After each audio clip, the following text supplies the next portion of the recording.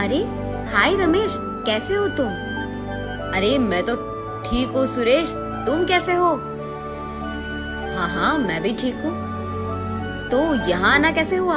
अरे वो ना, मेरे रिश्तेदारों के घर में एक शादी है, इसीलिए उनके शादी के लिए जरूरी सामग्री लेने यहाँ आया हूँ। अरे ये तो खुशखबरी है यार, आओ आओ आकर जो लेना लेके जाओ। तब सुरेश लगभग सुपरमार्केट में मौजूद सामग्री में आधा उसकी गाड़ी में डालकर वहाँ से चले जाता है।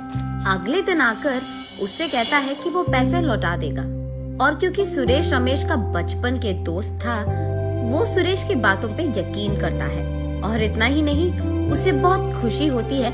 सुरेश उसके दुकान से इतने सारे सामान ले जाता है।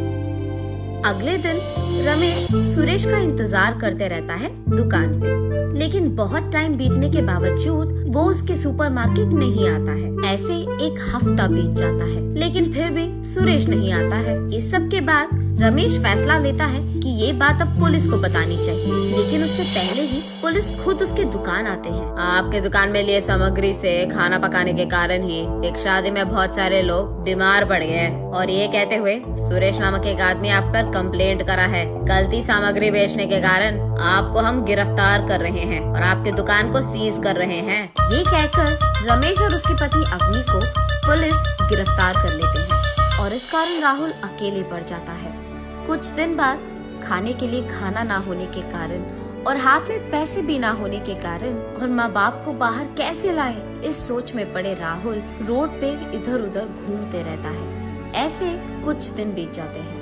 राहुल फैसला करता है कि ऐसे खाली बैठने के बजाय कुछ काम कर लेते हैं, कम से कम पैसे तो मिल जाएंगे। तब उसे उसके ही उम्र के कुछ लोग सड़क पे मौजूद कचरा और प्लास्टिक बोतल उठाते हुए दिख जाते हैं। तब वो उनके पास जाकर उसकी परिस्थिति समझाता है और कहता है कि उसे कोई काम दिला दे। तब वो लोग, ठीक है, तुम भी हमारे साथ कचरा उठाओ और शाम में तुम्हें वही बेचना होगा जहां हम बेचते हैं, तभी तुम्हें पैसे मिलेंगे, ऐसे कहते हैं। ये बात मानकर राहुल भी उन बच्चों के साथ ही सड़कों पे घूमते हुए कचरा उठाकर शाम होते ही उन्हें एक दुकान में बेच देता है। वहाँ से कमाए हुए कुछ ही पैसों से वो सड़क पे मौजूद कुछ खाना खा लेता है, और उसके बाद उसके घर वापस जाकर वो सो जाता है। ऐसे कई दिन बीत जाते हैं। सारा दिन काम करने के बावजूद जो पैसे वो कमाता है, उससे तो वो एक समय का खाना भी ठीक से नहीं खा पाता। आधी भरी पेट से ही सोता था राहुल। ऐसे ही एक दिन हमेशा की तरह राहुल सड़कों में घूमते हुए कचरे को उठाते हुए रहता है। तब उसे सुरेश एक पान शॉप में नजर आता है।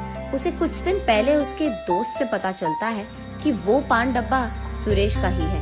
तब राहुल को पूरी बात समझ आती है कि सुरेश उसके पापा के दुकान से सामग्री उठाकर उसका एक खुद का दुकान लगाकर पुलिस को झूठ बोलकर अपने पापा को फंसाया है। तब वो ठान लेता है कि सुरेश को कुछ भी करके सबक सिखाना ही होगा, लेकिन वो इस सोच में पड़ जाता है कि वो सबक कैसे सिखाएगा। ऐसे सोच में पड़े वो सड़कों पे कचरे के लिए ढूंढते ढूंढते एक अमीर वाली गली में चले जाता है। वहाँ उसे कई दिनों से बिना सफाई के एक बड़ा कचरे का ढेर दिखाई देता है। उसे देख वो सोचता है, हाँ, कम से कम आज तो मुझे बहुत कचरा मिलने वाला है। ये कहकर वो उसके काम आने वाली चीजों के लिए ढूंढते रहता है। तब उसे पैक किया हुआ एक बड़ा सा पार्सल दिखाई देता है। उसे फाड़ने के बाद उसे पता चलता है कि इस पैकेट पे तो सारे सच्ची कड़क नोट्स हैं, और बस राहुल की खुशी का तो कोई सीमा नहीं था। वो एक बार उसके आमने सामने छान मार लेता है और कोई नहीं रहता है। तब वो जल्दी जल्दी